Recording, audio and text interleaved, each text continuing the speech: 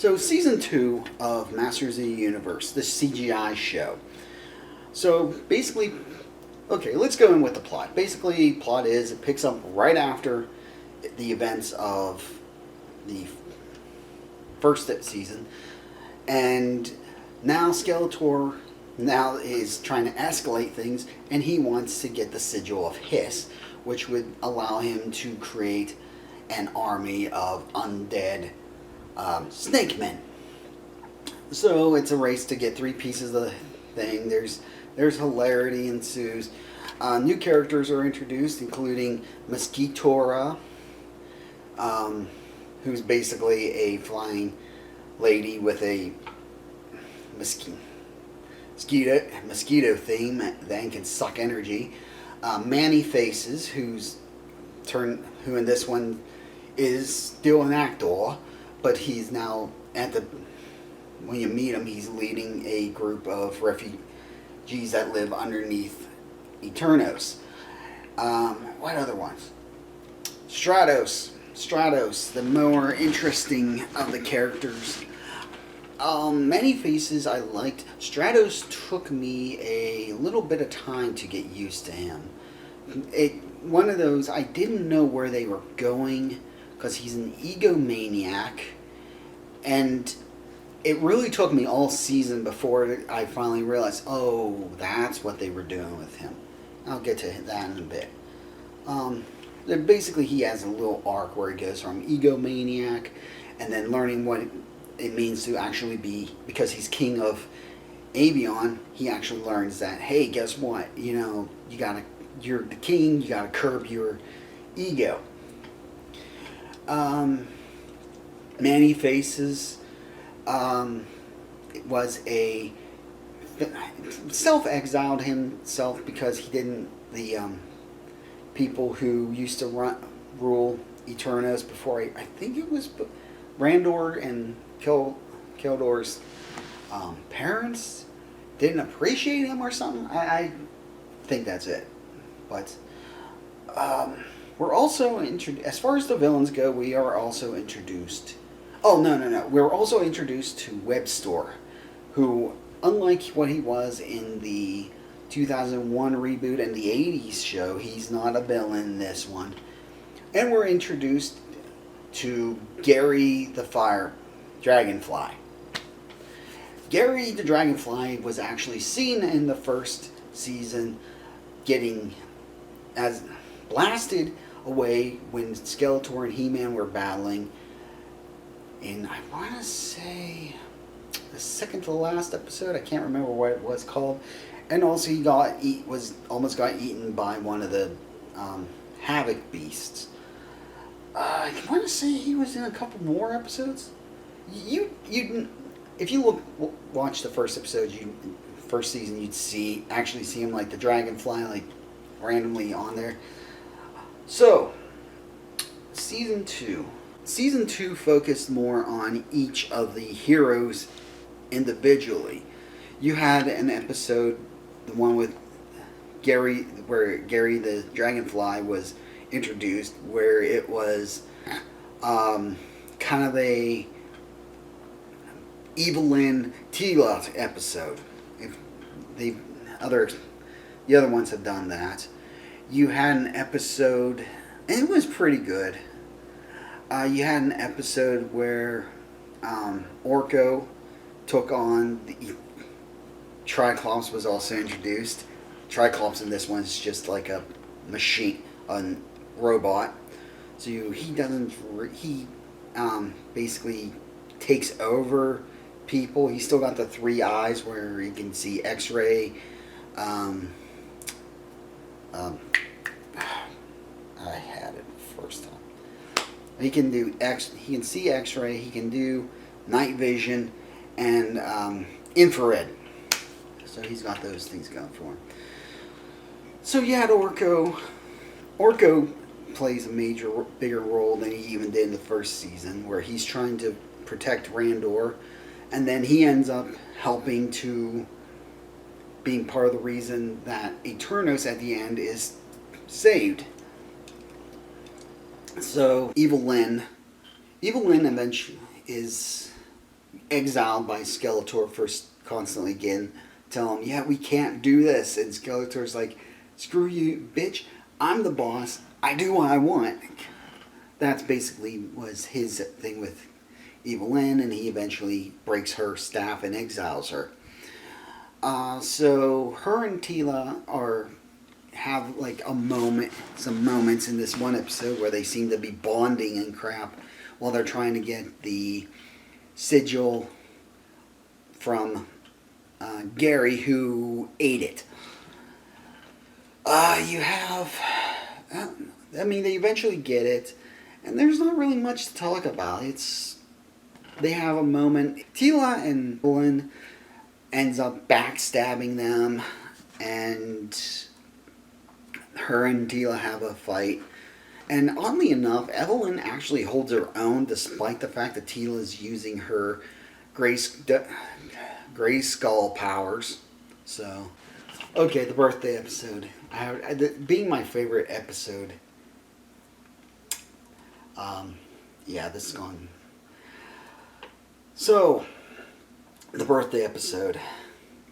The birthday episode opens up with Skeletor having literally everybody in Eternos lined up to sing to him and bring him presents because, he's Skeletor. Eventually, and then there was a throwaway line in the first season where he's like telling everybody he wants a battle cat for his birthday, which Trapjaw gives him a battle cat, but it's a bike, which gets him so stupid excited. The whole face is great. But it's Beastman's gift that he actually took out of Evelyn's room. He gives Skeletor what he thinks is a wishing rock. He goes, oh, well, I'll give you whatever you want. And Skeletor's like, oh, okay, fine, whatever, I'll play around. This is kind of BS. And then he gets teleported out there. So at Castle Grayskull, they're trying to find out what happened to Eldris, who's who disappeared. She's the sorceress in this here, and she disappeared when they transported Grayskull at the end of season 1, and it ends up in Avion.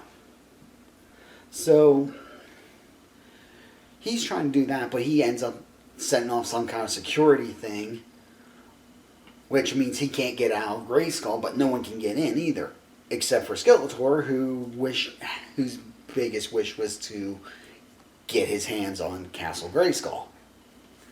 So those two, it's so weird. Those two bonded, but they didn't. Skeletor's like, great, thanks. Thanks, my entire birthday's ruined. And the fact that, because he was an orphan and never knew his parents, Duncan never had a birthday. So, this is like one of those moments where it's weird moments where it's like the villain's like, you never had a birthday. No, I never had one. And Skeletor kind of he kind of explains it in his own way. But, anyway, so Duncan learns about birthdays. He's like, oh, I'm going to throw Skeletor a birthday party. He bakes a cake and everything. And they start playing, and he eventually Skeletor's like, fine, whatever. And they start playing, like, birthday games and stuff like that. During all this, they also find out what the rock was. It was a Trollan wishing rock. And they find out, and Duncan has a great idea that, hey, I can still use this rock. But Skeletor, being Skeletor, thinks he's just going to wish to destroy him. Which, in the end, Duncan doesn't.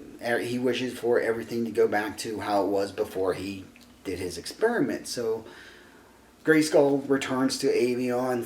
Skeletor ends up going back to Eternos, where he plots to, after he finds out, because of Duncan telling him by accident, where they are, he plans on. He goes, okay, we're going to Avion to attack Grayskull. So that was the birthday episode. Honestly, I love that episode. That was pretty good. Like I said, there's not much to as far as the characters. Gary is kind of just played up for laughs. He's just this stupid, oversized, havocked up dragonfly that ate a sigil piece. Stratos is Stratos becomes a major character in this because he at first he's mad because they wreck a statue of his when they first appear in Avion, but then he's like, hey, you know what? I want to be a part of you guys because you guys look like you're going to do a bunch of stuff, and he wants to. Ultimately, it's just to feed his own ego. So he tries to take over the team, and he does. It turns out he's like trying to help, but most of his help ends up just causing things to get from bad to worse, which ultimately led to. Although it did keep Skeletor from getting a piece of the sigil in the first episode in the second season, where he's threatening to kill Stratos, but Evil Lynn's like, we can't do this.